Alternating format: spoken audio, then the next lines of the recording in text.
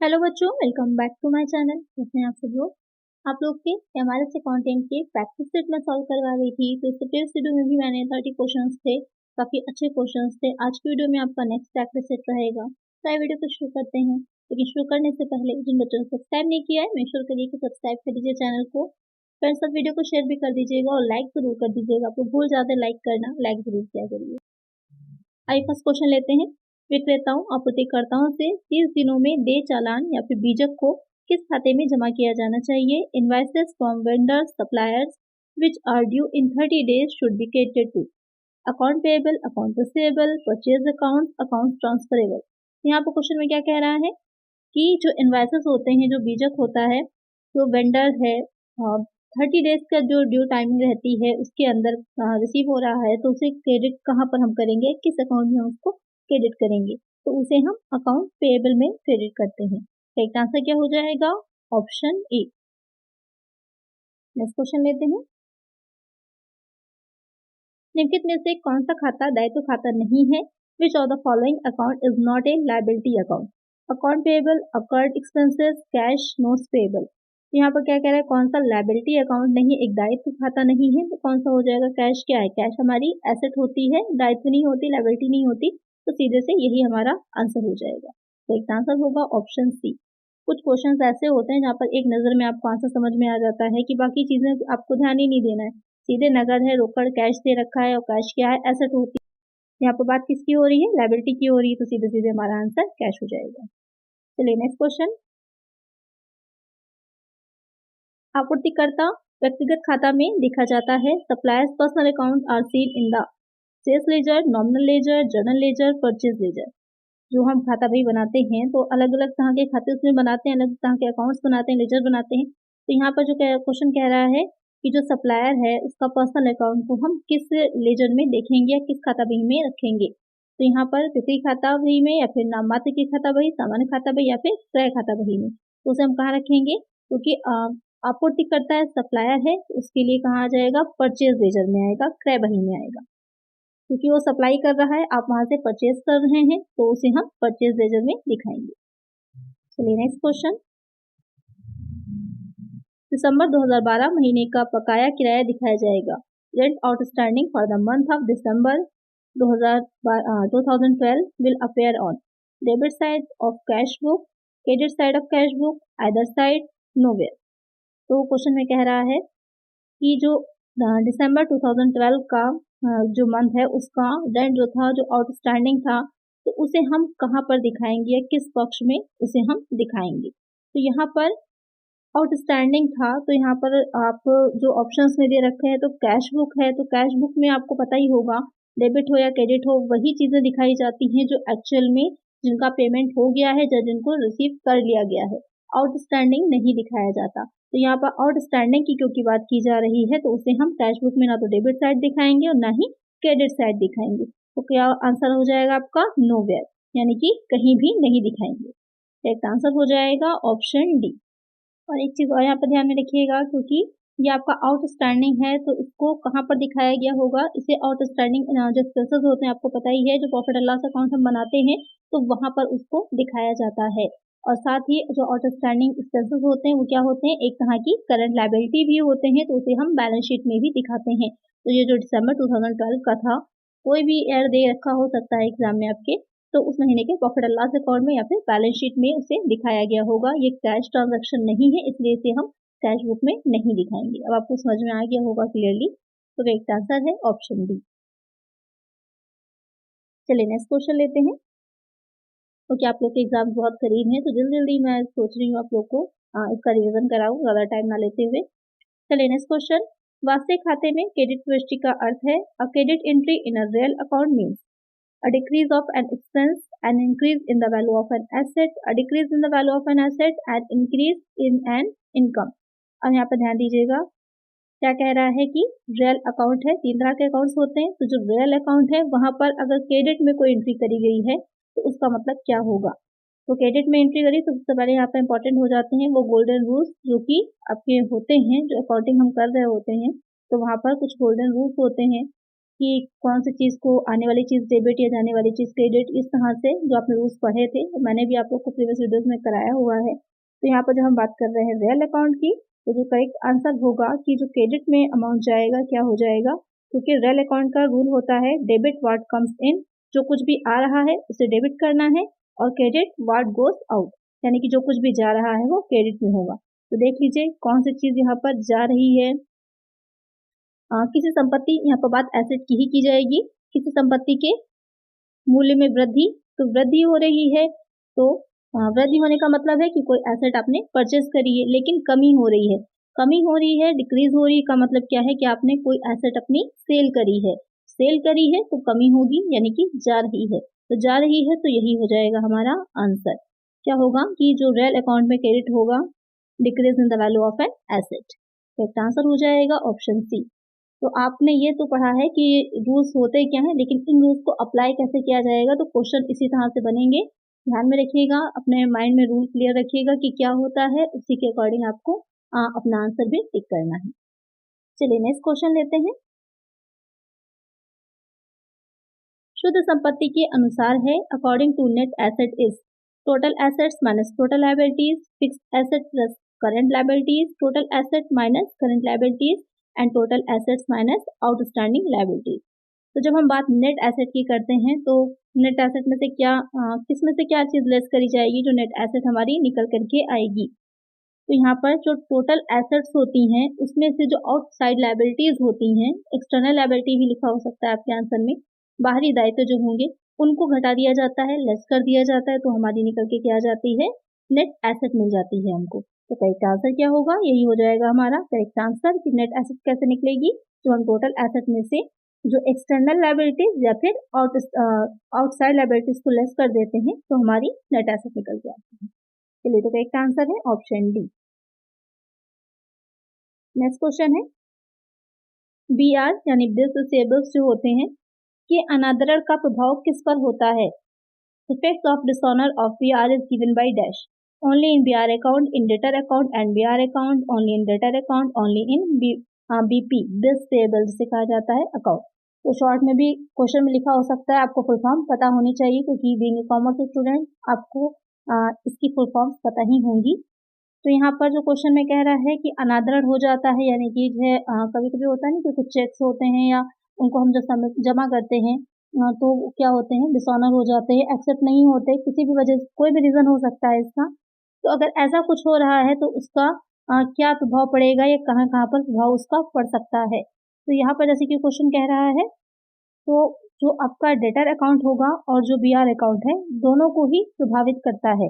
कैसे करता है, क्योंकि जो एंट्री होती है इसकी, एंट्री जो करी जाएगी इससे रिलेटेड डिसऑनर होने पर, drawer's account debit to this disables account होगी। इसकी जो जनरल एंट्री हम करते हैं उसको कुछ इस तरह से लिखा जाएगा।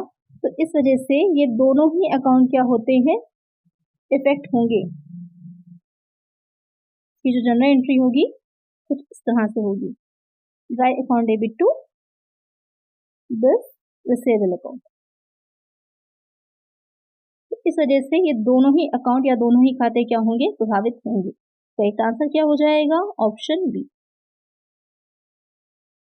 चलिए नेक्स्ट क्वेश्चन,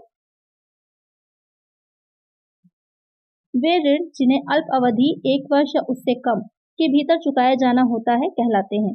द डेब्ट which are to be repaid within a short period a year और less are referred to as dash, current liabilities, fixed liabilities, contingent liabilities, all of this. तो यहाँ पर क्वेश्चन आपसे क्या पूछ रहा है कि ऐसे वो इस तरह के डेब्ट्स जिनकी चुकाने की या जिनका रीपेमेंट करने की जो टाइम पीरियड रहता है वो 1 ईयर से या 1 ईयर एग्जैक्टली रहेगा या फिर उससे थोड़ा सा कम रहता है, तो क्या कहलाते हैं। तो आपको मैंने पहले ही बताया था कि लॉन्ग टर्म होने के लिए 1 वर्ष से 1 ईयर से ज़्यादा की टाइमिंग होती है, चाहे वो एसेट हो या फिर लायबिलिटी हो। लेकिन आपका जो शॉर्ट टर्म की होती है उसके लिए किस तरह का होता है कि 1 वर्ष से कम की टाइमिंग होनी चाहिए। तो यहाँ पर जो क्वेश्चन कह रहा है, तो चालू दायित्व हो जाएंगे, करंट लायबिलिटी हो जाएगी। तो एक आंसर हो जाएगा ऑप्शन ए।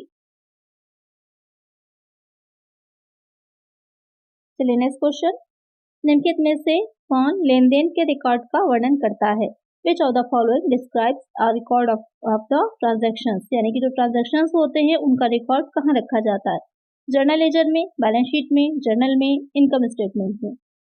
तो यहाँ पर रोजनामचा भी लिखा हो सकता है, आपको पता ही है, कहीं पे जर्नल लिख देते हैं, लेकिन थोड़ा सा डिफिकल्ट करना होगा तो रोजनामचा भी लिख सकते हैं। जर्नल की मीनिंग रोजनामचा होती है।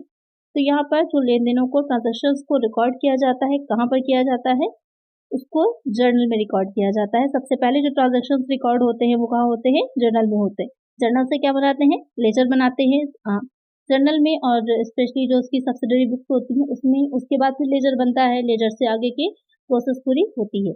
करेक्ट आंसर हो जाएगा ऑप्शन सी।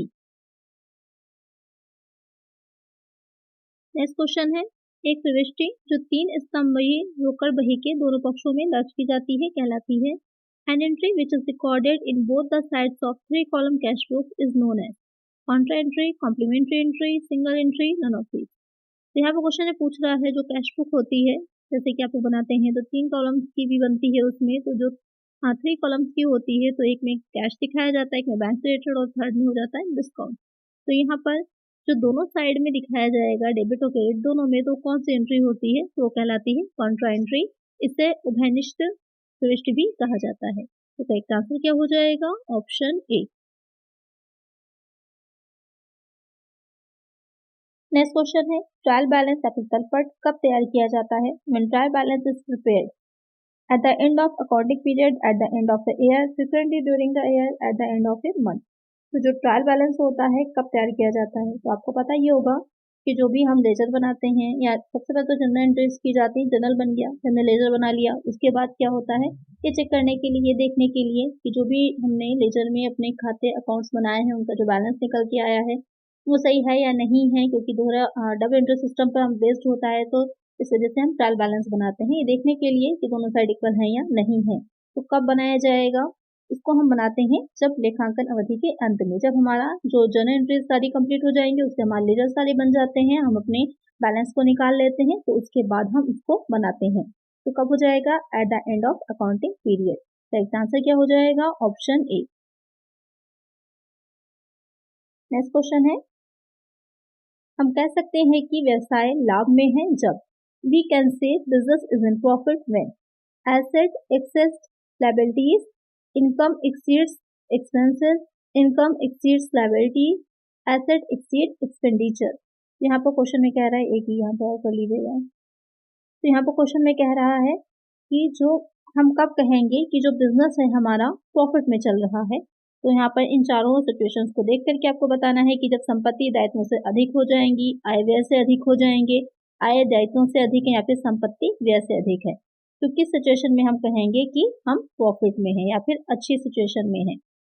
तो जब हमारे आय जो है वो व्यय से, क्योंकि संपत्ति दायित्वों से अधिक होने का कोई वो नहीं बनेगा, क्योंकि आप जो बनाते हैं बैलेंस शीट अपने दोनों साइड इक्वल रहते हैं, तो यहाँ पर आय जो होंगी जब वो व्यय से अधिक है, आपके एक्सपेंसेस ज़्यादा हैं और आपकी इनकम ज़्यादा है, एक्सपेंसेस कम है, तब आपका जो नेट प्रॉफिट निकल के आएगा वो भी ज़्यादा होगा। और नेट प्रॉफिट ही इंडिकेट करता है कि आपका बिजनेस जो है वो किस सिचुएशन में चल रहा है, कैसी आपकी स्थिति है, क्योंकि प्रॉफिट होना सबसे ज़्यादा इंपॉर्टेंट है। अगर प्रॉफिट आपके बिजनेस में अच्छा है तभी बिजनेस भी अच्छा है, वो भी ग्रॉस नहीं, नेट प्रॉफिट। तो यहाँ पर वो नेट प्रॉफिट जो होगा हमें प्रॉफिट एंड लॉस अकाउंट या फिर जो हम स्टेटमेंट बनाते हैं इनकम एंड एक्सपेंडिचर वाला, उससे पता चलेगा। तो यहाँ पर करेक्ट आंसर क्या हो जाएगा, ऑप्शन बी। थोड़ा सा बच्चे कंफ्यूज होंगे ए और बी पॉइंट में, तो यहाँ पर आपका बी पॉइंट करेक्ट होगा। चलिए नेक्स्ट क्वेश्चन, बिना विचार किए गए तैयार किया गया है और स्वीकार किया गया बिल है। अ bill drawn and accepted without consideration is trade bill, accommodation bill, foreign bill, demand bill. यानी कि कोई ऐसा बिल जो तैयार किया गया हो, ड्रॉ किया गया हो एंड एक्सेप्ट भी कर लिया गया हो किसी कंसिडरेशन की, वो कौन सा बिल होता है, किस तरह का बिल कहलाता है, तो वो हो जाता है अकोमोडेशन बिल। एक आंसर क्या हो जाएगा, ऑप्शन डी। इसके बारे में थोड़ा सा और समझ लेते हैं। इसको हुंडी भी कहा जाता है, तो ध्यान में रखिएगा, इस नाम से भी लिखा आ सकता है, तो कंफ्यूज वहाँ पर ना हो जाएगा आप लोग। तो जो बिल ऑफ एक्सचेंज होता है, बिल जो होते हैं जब देशी उस पर तैयार किए जाते हैं, दूसरी भाषा में तैयार किए जाते हैं, लोकल लैंग्वेजेस में तैयार होते हैं, तो वो आपके अकोमोडेशन बिल कहलाते हैं। और इसको कानूनी रूप से इतनी मान्यता नहीं होती है, लेकिन ये जो नॉर्मली आपस में जो लोग बिजनेस कर रहे होते हैं उनके द्वारा इजिली ही एक्सेप्ट कर लिए जाते हैं बिना किसी ज़्यादा विचार विमर्श के। यहाँ पर एक आंसर हो जाएगा ऑप्शन बी। इसे और भी कई नामों से जाना जाता है, जैसे कि विंड बिल्स भी कहते हैं इसको, काइट बिल्स भी कहा जाता है। तो नेक्स्ट क्वेश्चन लेते हैं। चेक एक प्रकार का होता है। A cheque is a kind of promissory note, bank draft, bill of exchange, demand draft. Question में कह रहा है कि जो चेक है क्या रहेगा एक तरह से, क्योंकि बिल्स ऑफ एक्सचेंज जो होते हैं या फिर जो आपके विनिमय साध विलेख होते हैं कई तरह के होते हैं, कई टाइप्स के होते हैं। तो यहाँ पर जो चेक है उसका एक किस प्रकार का वो रहता है, तो अगर हम बात कर रहे हैं इसकी तो ये हो जाएगा आपका विनिमय बिल, बिल ऑफ एक्सचेंज। जैसे कि अभी मैंने बताया कि बहुत तरह के होते हैं, उसमें बहुत सी चीज़ें आती हैं। तो यहाँ पर जो चेक होता है वो विनिमय बिल की तरह होता है कि जो भी आप तो परचेज कर रहे हैं या फिर जो बिजनेस ट्रेड कर रहे होते हैं तो वहाँ पर पेमेंट करने के लिए या फिर उससे रिलेटेड जो भुगतान करना है ट्रांजेक्शन से रिलेटेड, तो उसके लिए बिल ऑफ एक्सचेंज का यूज़ किया जाता है, जिसमें आपका चेक भी आता है। चेक का आंसर हो जाएगा ऑप्शन सी। नेक्स्ट क्वेश्चन है, जर्नल प्रविष्टि को खाता बही में स्थानांतरित करने की प्रक्रिया को डैश कहा जाता है। The process of transferring journal entry to ledger is termed as dash. Journalising, balancing, analysing, posting. बहुत अच्छा क्वेश्चन है। जब आप जर्नल से जो खाता बही बना रहे होते हैं तो वहां पर जो ट्रांसफर कर रहे होते हैं, ट्रांजेक्शन उसमें देखते हैं, उसी से आप लेजर बनाते हैं अपना, तो उसको कहते हैं हम पोस्टिंग करना, खतौनी करना। और यहाँ पर एक चीज़ और ध्यान रखिएगा, जो हम जर्नल बना रहे होते हैं तो जर्नल में जो हम लेन देन लिख रहे होते हैं, एंट्री कर रहे होते हैं, उसको कहा जाता है जर्नलाइजिंग, रोजना मचा करें। तो ध्यान में रखिएगा, अगर सिर्फ जर्नल के बारे में पूछ रहा है कि जो लेन देन लिखा जाता है वो प्रोसेस क्या कहलाएगी, तो आंसर होगा जर्नलाइजिंग। और अगर क्वेश्चन में कहता है कि जर्नल से जो लेजर बनाया जा रहा है वो प्रोसेस क्या कहलाएगी, तो वो आंसर हो जाएगा आपका खतौनी यानी कि पोस्टिंग। करेक्ट आंसर हो जाएगा ऑप्शन डी। नेक्स्ट क्वेश्चन है, किसी व्यवसायिक घराने में रसीद और भुगतान खाते के संबंध में सही कथन बताएं। State the correct statement with regard to receipt and payment account in a business house. Its preparation is not compulsory. It's a nominal account. It is necessary prepared to its balance reveals surplus or deficit। यहाँ पर question में क्या कह रहा है कि आपको ये बताना है कि इसमें से कौन जो स्टेटमेंट दे रखे हैं कौन सा स्टेटमेंट करेक्ट होगा। अगर हम बात कर रहे हैं एक बिजनेस हाउस में किसी रिसिप्ट एंड पेमेंट अकाउंट की, तो यहाँ पर कौन सा स्टेटमेंट करेक्ट होगा कि it's preparation is not compulsory, क्योंकि एक बिजनेस हाउस है, वहीं पर जो ट्रांजेक्शन हो रहे हैं तो वहाँ पर रिसिप्ट एंड पेमेंट अकाउंट जो होता है उसको बनाना कंपल्सरी नहीं होता, पूरी तरह उनके ऊपर डिपेंड होता है बनाना चाहें या ना बनाना चाहें। तो एक आंसर क्या हो जाएगा ऑप्शन ए। और ये होता क्या है एक तरह से, ये एक तरह से कैश बुक की समझ लीजिए समरी की तरह काम करता है, क्योंकि आपको बताया था जैसे नॉन प्रॉफिटेबल जो होती हैं उनकी हाँ वो कैश अकाउंट नहीं बनाती हैं तो उसकी जगह पर इसको प्रिपेयर करती हैं। तो करेक्ट आंसर हो जाएगा ऑप्शन ए कि ये अनिवार्य नहीं है, पूरी तरह से उनकी इच्छा पर है, अच्छे की। नेक्स्ट क्वेश्चन है, 7,650 की एक वस्तु को व्यक्तिगत खाते से 6,750 के रूप में डेबिट किया गया या है। An item of 7,650 has been debited to a personal account as 6,750. It is dash. An error of principal, an error of commission, an error of omission, not an error. यहाँ पर क्या कह रहा है, 7,650 का अमाउंट था जिसको कि किसी भी कोई वस्तु थी, कोई एसेट थी, उसके पर्सनल अकाउंट में दिखाना था, और क्या किया गया, उसको 6,750 रुपये में दिखा दिया, यानी कि कम मूल्य में दिखा दिया गया, उसकी वैल्यू को कम करके डेबिट कर दिया गया है। तो ये क्या है एक तरह से कि यहाँ पर एक गड़बड़ी ये हुई है कि जो अमाउंट था अमाउंट को बदल दिया गया, अमाउंट को कम कर दिया गया। तो ये किस तरह की त्रुटि है, ये एक कमीशन की या फिर इसे हम कह सकते हैं भूल की त्रुटि है। तो एक आंसर क्या हो जाएगा ऑप्शन बी। नेक्स्ट क्वेश्चन है, स्थिति विवरण बुक तैयार करते समय पुस्तकीय ऋणों को कहाँ दिखाया जाता है। While preparing statement of affairs, book debt are shown under list A, list E, list F, list G. अच्छा क्वेश्चन है, स्टेटमेंट ऑफ अफेयर्स जब बनाते हैं तो वहाँ पर जो बुक डेप्ट होते हैं उसको हम किस लिस्ट में दिखाते हैं, तो कई तरह की लिस्ट होती हैं, तो उसको हम जो दिखाएंगे कहाँ दिखाएंगे, उसको दिखाया जाता है लिस्ट एफ में। तो करेक्ट आंसर क्या हो जाएगा हमारा option C.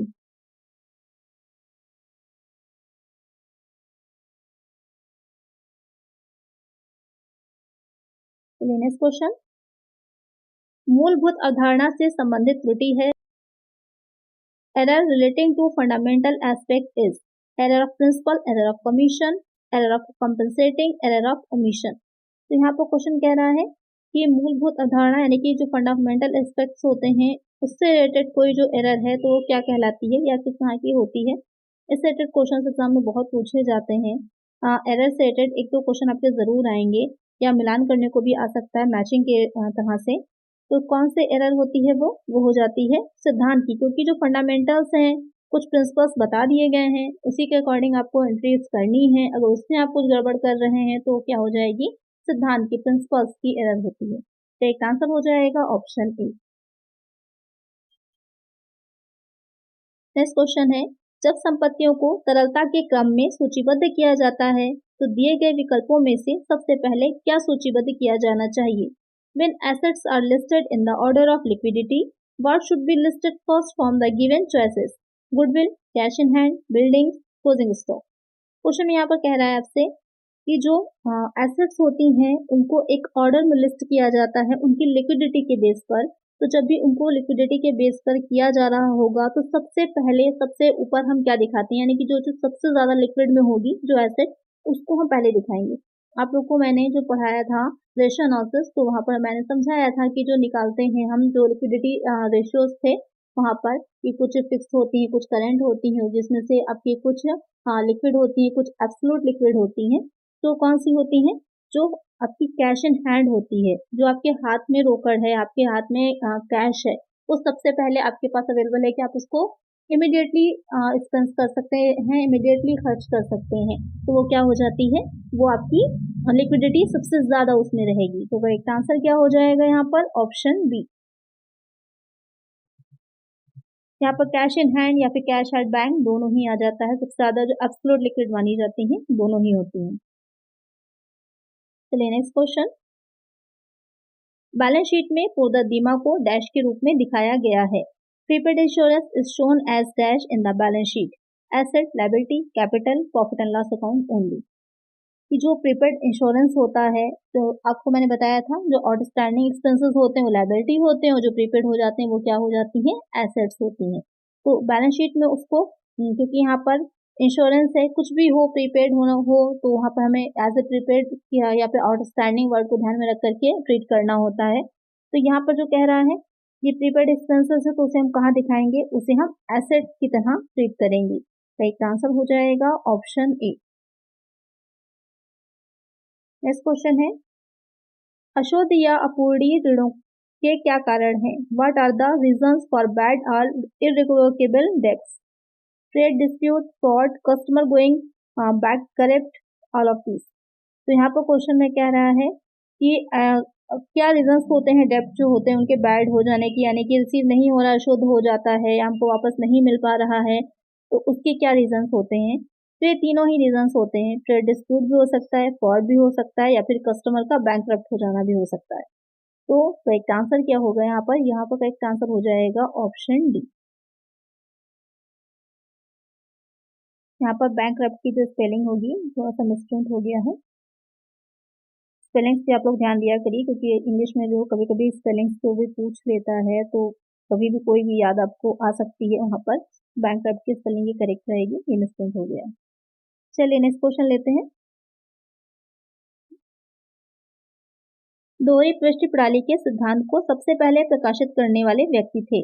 The person who first publish the principle of double entry system was Lucas Pacioli, Alfred Marshall, F W. Taylor, Henry Fayol. आपको पता ही होगा कौन थे। बहुत सिंपल सा बहुत इजी सा क्वेश्चन है, जल्दी से मुझे कमेंट करिए इसका आंसर कि करेक्ट क्या है, बहुत आसान क्वेश्चन है। चलिए नेक्स्ट क्वेश्चन लेते हैं। लेखांकन में गैर वित्तीय लेन देन को रिकॉर्ड नहीं किया जाता। Accounting doesn't record non financial transaction because of necessity concept, actual concept, cost concept, money measurement concept. Question में कह रहा है कि ऐसे लेन देन ऐसे ट्रांजेक्शन जो कि फाइनेंशियल नहीं होते उनको अकाउंटिंग में रिकॉर्ड नहीं किया जाता, उनका लेखांकन नहीं होता। तो इसके पीछे कौन सा कॉन्सेप्ट रहेगा, तो कौन सा कॉन्सेप्ट रहता है।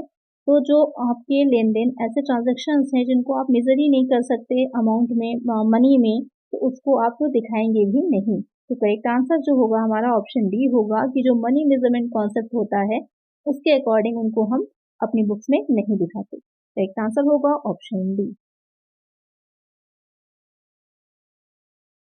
नेक्स्ट क्वेश्चन है, किसी उद्यम के आर्थिक जीवन को आवधिक अंतराल के अनुसार विभाजित किया गया है।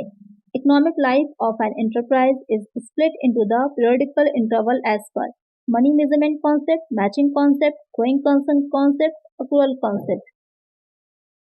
यहाँ पर क्वेश्चन में कह रहा है कि जो एक एंटरप्राइज होता है उसकी जो इकोनॉमिक लाइफ होती है उसको अलग अलग अवधियों में एक अंतराल में डिवाइड होती है, तो वो किसके बेसिस पे होती है या कौन सी अवधारणा है इसकी या कौन सा कॉन्सेप्ट होता है इसके पीछे। तो इसके पीछे गोइंग कंसर्न कॉन्सेप्ट होता है कि अनंत काल तक माना जाता है कि अनेक अवधि तक आपका व्यवसाय चलता रहेगा, बहुत लंबे समय तक चलता रहेगा आपका बिजनेस। तो उसी के बेसिस पे देखा जाता है कि स्टार्टिंग होगी, फिर धीरे धीरे इंट्रोडक्शन वाला पीरियड रहता है, फिर मैच्योरिटी पे आता है, उसके बाद गिरने लगती है कभी कभी सेल्स, उसके बाद दोबारा से रिकवर किया जाएगा।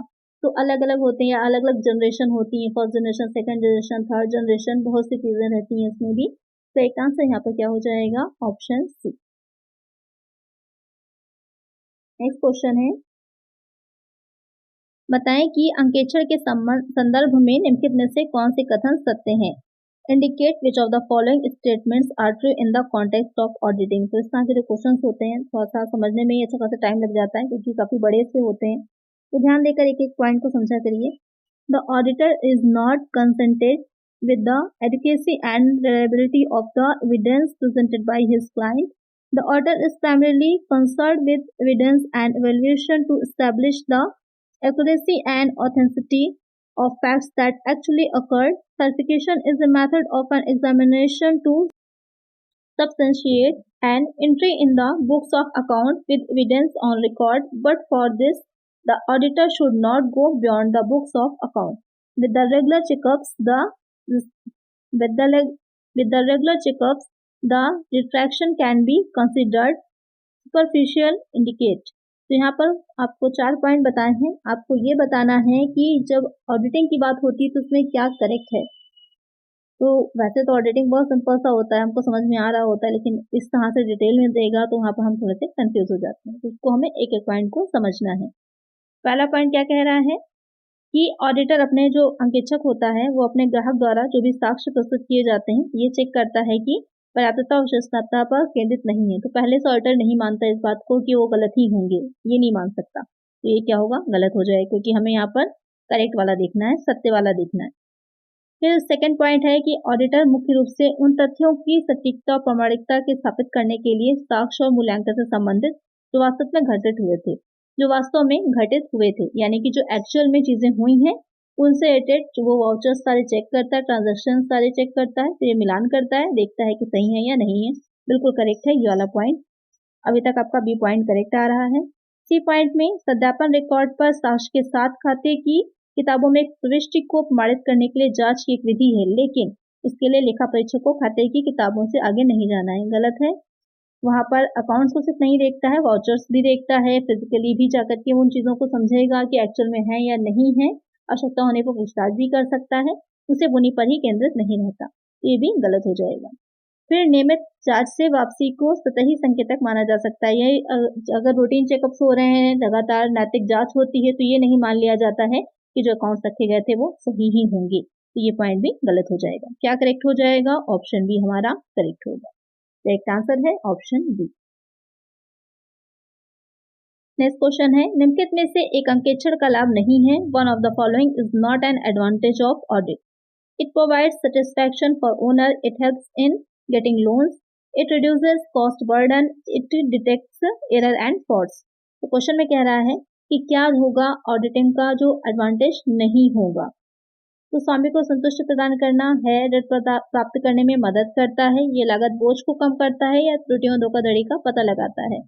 तो यहाँ पर जो कॉस्ट बर्डन को रिड्यूस कर रहा है तो किसी तरह के कॉस्ट बर्डन को रिड्यूस नहीं करता है, बाकी तीनों तो इसके बेनिफिट्स होते हैं, लेकिन सी नहीं होगा। तो एक आंसर यहाँ पर क्या हो जाएगा, ऑप्शन सी, क्योंकि पूछा था कि कौन सा लाभ नहीं है। नेक्स्ट क्वेश्चन लेते हैं। डैश का भौतिक सत्यापन किया जाता है, physical verification is carried out for dash. Closing stock, rent income, rent received, wages and salaries. किसका फिजिकल वेरिफिकेशन किया जाएगा? तो यहाँ पर किसका होगा? जो आपका क्लोजिंग स्टॉक, समापन स्टॉक या फिर अंतिम स्कंद या अंतिम स्टॉक कहा जाता है, उसका फिजिकल वेरिफिकेशन किया जाता है कि जितना उसमें अमाउंट दिखा रहा है एक्चुअल में उतना है या नहीं है। क्योंकि आप स्टॉक को देख सकते हैं सामने से, तो वहां पर उसको फिजिकली ही वेरिफिकेशन उसका किया जाएगा। करेक्ट आंसर हो जाएगा ऑप्शन ए। नेक्स्ट क्वेश्चन है, निम्नलिखित में से कौन सा अनुभाग कंपनी अधिनियम 2013 के अनुसार लेखा परीक्षकों के पारिश्रमिक को कवर करता है? Which of the following section covers the remuneration of auditor as per companies act 2013? इस पर ध्यान दीजिएगा, पहले 1956 वाला चलता था, अक्सर बच्चों को जो पहले के हैं उनको वो ध्यान में रहता है तो गलत हो जाता है आंसर। अब जो 2013 में चल रहे हैं काफी चेंजेस हो चुके हैं, उसमें सेक्शन सारे बदल चुके हैं। तो अपनी आपको अगर आपने देखा है तो एक बार चेक कर लीजिएगा जितने भी आपने सेक्शन याद किए हैं कि अपडेटेड हैं या नहीं है। तो यहाँ पर 2013 कंपनीज एक्ट 2013 के अकॉर्डिंग जो रिम्यूनरेशन को बताएगा ऑडिटर के कौन सा सेक्शन होता है, वो हो जाएगा सेक्शन 142। तो करेक्ट आंसर हो जाएगा हमारा ऑप्शन ए। नेक्स्ट क्वेश्चन है, ऋण और अग्रिम उचित रूप से सुरक्षित किए गए हैं या नहीं, ये सत्यापित करने के लिए एक लेखा परीक्षक का कर्तव्य डैश के रूप में जाना जाता है। A duty of an auditor to verify whether loans and advances have been properly secured or not is referred as dash. Statutory duties, contractual duties, certain duties imposed by legal or court decisions, duties arising out of professional etiquette. तो यहाँ पर question में कह रहा है कि जो auditor होता है ये चेक करने के लिए कि ऋण और अग्रिम जो होता है, जो लोन एंड एडवांस में चीज़ें रहती हैं, उसको सुनिश्चित करने के लिए एक लेखा परीक्षक जो होगा उसके क्या कर्तव्य होते हैं और जो कर्तव्य है उन्हें किस तरह से जाना चाहिए, क्योंकि कई तरह की ड्यूटीज़ होती हैं ऑडिटर की। तो ये वाली जो ड्यूटीज़ हैं उसको किस में डिफाइन किया गया है, तो उसको हम वैधानिक कर्तव्य कहते हैं, स्टेटरी ड्यूटीज़ कहते हैं। तो एक आंसर हो जाएगा ऑप्शन ए। तो आज की वीडियो में इतना ही। अगर वीडियो अच्छी लगी होगी, क्वेश्चन समझ में आ गए होंगे, जो क्वेश्चंस मैंने पूछे हैं आप लोग आंसर जरूर करिएगा। तो वीडियो अच्छी लगी है लाइक कर दीजिएगा, चैनल पर नया सब्सक्राइब कर दीजिएगा और फ्रेंड तक वीडियो को शेयर कर दीजिएगा। मिलते हैं नेक्स्ट वीडियो में। Thank you.